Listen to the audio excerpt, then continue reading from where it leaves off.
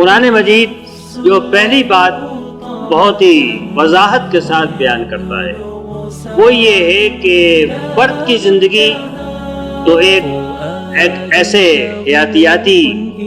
چکر کے ساتھ بندھی ہوئی ہے کہ پیدائش، بچپن، جوانی، بڑھاپا اور موت، ہر آدمی کو اس پورے چکر سے یا اس کے بعد مراحل سے گزرنا پڑے گا۔ بچپن کے بعد بھی مر سکتا ہے، جب بوڑھا ہو کے بھی مر سکتا ہے۔ یہ میں آیات کے حوالے نہیں دوں گا، لیکن قرآن مجید میں آپ کو اس مضمون کی آیات بہت ساری مل جائیں گی، اور اس نے کہا ہے کہ ہر انسان کا آخری جو مقدر ہے وہ یہ کہ اس کو بالآخر موت سے دوچار ہونا۔ کل نفس ذائقۃ الموت، ہر نفس کو موت کا مزہ چکھنا ہے۔ اس عمل کا کوئی تعلق اس فرد کے اعمال سے نہیں ہے، اس کے اخلاق سے نہیں ہے، اس کے ایمان سے نہیں ہے،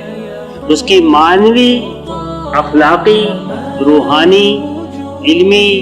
ایمانی زندگی سے کوئی تعلق اس عمل کا نہیں ہے۔ وہ کافر ہو یا مسلمان، وہ نبی ہو یا شیطان، وہ مطیع اور فرمانبردار ہو یا فاسق و فاجر، ہر ایک کو اسی عمل سے گزرنا ہے، اور انسان کو اس عمل سے گزرتے ہوئے جو کچھ بھی پیش آتا ہے وہ اس کے بالعموم اس کے اخلاقی اعمال کا نتیجہ نہیں ہوتا۔ اگر شراب پینے سے کسی کی صحت برباد ہوتی ہے تو شراب پینے کی ایک حیثیت اخلاقی ہے اور ایک طبعی ہے۔ کوئی زہر کھائے گا تو مر جائے گا، شراب پیے گا اس کا جگر خراب ہو جائے گا، لیکن یہ اس سے کوئی تعلق اس کے اخلاقی فعل سے نہیں ہے، بلکہ طبعی اثر ہے جو رونما ہوگا۔ کسی کو کینسر ہو جاتا ہے، کوئی اور بیماری ہو جاتی ہے، اس سے کوئی تعلق اس کے اعمال سے نہیں ہے۔ اس کو موت آتی ہے تو اس لیے نہیں آتی کہ وہ برے کام کرتا ہے، بلکہ اس لیے آتی ہے کل نفس ذائقۃ الموت،